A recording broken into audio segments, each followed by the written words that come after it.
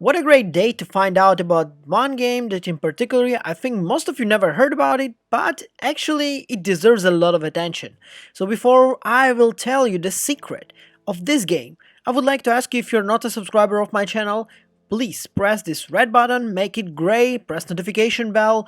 Well, unless you don't like my channel and you don't like me, then you can dislike the video and just close this video. But actually, I think this might be the one. So let me tell you about the game called Plan B Terraform. And let's begin. So Plan B Terraform is a science fiction game that is both calm and contemplative. Developed by Getty Games, it's a resource management simulator set players to the brand new planet where you must use the resources available to terraform an entire planet. The game's setting is one end of the world scenario, yet the experience is surprisingly calm due to the art direction and contemplative music. This helps to create a relaxed and really cool environment despite the premise of the game, which is a very unique feature in this genre. The gameplay loop in the Plan B Terraform is quite simple, at least from the beginning. Players start placing extractors down to obtain resources from the planet's surface, and then build factories to refine those resources. These refined resources are then connected to specialized buildings that can produce highly specialized buildings or let's say kind of equipment.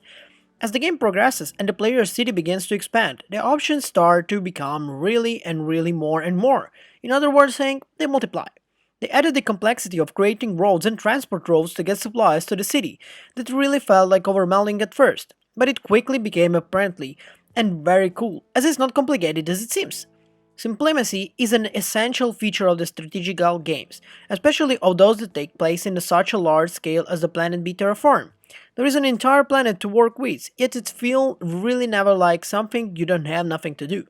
The game encourages players to mine resources to grow the city, while really very incorporates in real-time terraforming system that models the greenhouse effects and the water cycle. The game's premises take an educational approach of this mechanism, creating a global and real-time simulating a kind of like a greenhouse effect of the water cycle.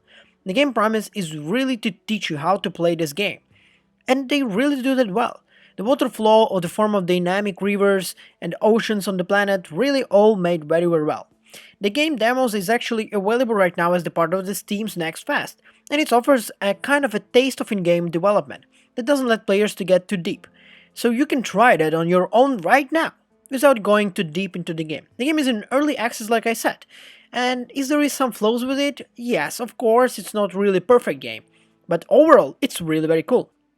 Let me tell you something even more. It's not just resource management game, but it's also a transport tycoon, like twisting involvement like around moving resources over long distances to manufacturing or refining complexes. The developer has added the dash of Factorio to the game, making it stand out from the other games in this genre. The game's world barren at the beginning was the settlements only becoming a real single hexagon in size. The entire planet is segmented into hexes, with the most of them being bare dirt, but many of them being clumped into resources fields, just waiting to be put a good use on them. Iron, sulfur, aluminium are the basic industrial elements, but there are also ice, as polar carbs that are really very small for radial for the more specialized needs. However, ice resources are limited in this game, and you need to care that. It's a simple tip. Be careful with it, with each hex putting out the number of units before to reserve a bare dirt. Still, there is more than enough to get the planet not just carable by trimming. The game starts in a few basic industrial units, but with more honorable management it does not take long for the player to have more than that to work with.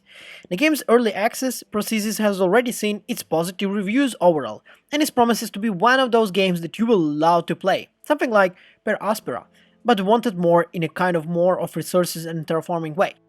If you would ask me in short, do I recommend this game? Of course I do. If you're a fan of simulator games, city building games, any kind of games where you go into space and you literally make the planet more living like, this is the perfect game for you. It's a Plan B terraformer in the end of the day.